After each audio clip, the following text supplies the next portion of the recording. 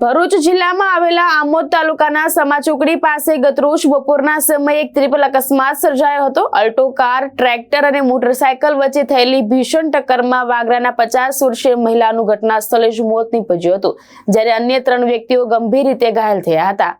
વાગરાના નિવાસી 50 વર્ષીય રમીલાબેન ગણપતભાઈ પરમાર અન્ય સભ્યો સાથે મોટરસાયકલ ઉપર સવાર થઈ સમાચોકડી પાસેથી પસાર થઈ રહ્યા હતા।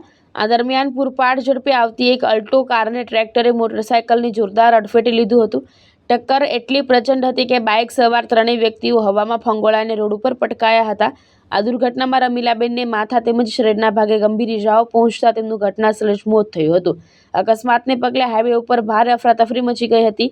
આ કપરી સ્થિતિમાં ત્યાં ફરજ ઉપર તૈનાત ટીઆરબી જવાનોએ તાત્કાલિક દોડી આવી બચાવ કામગીરી હાથ ધરી હતી। જવાનોએ ભીડને હટાવી 108 એમ્બ્યુલન્સ મારફતે ઇજાગ્રસ્તોને હોસ્પિટલ ખસેડવામાં મહત્વની ભૂમિકા ભજવી હતી। ઇજાગ્રસ્તોને પ્રાથમિક સારવાર માટે આમોદ રેફરલ હોસ્પિટલ લઈ જવામાં આવ્યા હતા, જેમાં 7 વર્ષની એક માસૂમ બાળકીની હાલત ગંભીર હોવાથી તેને વધુ સારવાર અર્થે ભરૂચ સિવિલ હોસ્પિટલ રેફર કરવામાં આવ્યું છે। ઘટનાની જાણ થતાં જ આમોદ પોલીસનો કાફલો સ્થળ ઉપર પહોંચી ગયો હતો।